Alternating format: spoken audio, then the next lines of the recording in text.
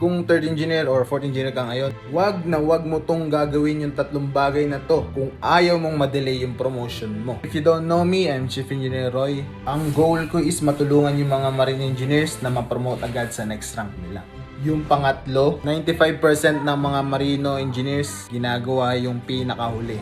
Kaya mag-ingat ka. Una, nag-a-assume ka na nagawa mo na yung isang bagay. Bago ka umakyat ng kabina mo, make sure na na-check mo. Para pag akyat mo, wala kang inaalala. Yung pagkatapos nyo mag-maintenance ng isang makina, yung mga gamit or tools mo, hinayaan mo na lang magligpit yung mga ratings mo or yung iba mong kasama. May katulong yan.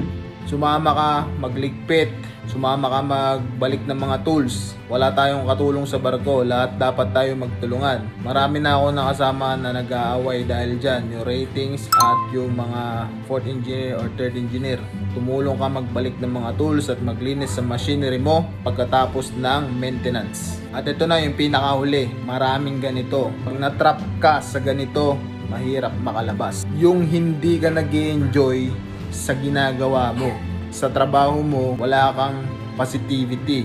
Kaya sa barko, yung katawan mo, ang hirap gumalaw. Kaya pag na-change mo yung mindset na yan, tignan mo kung gaano kasarap gumalaw.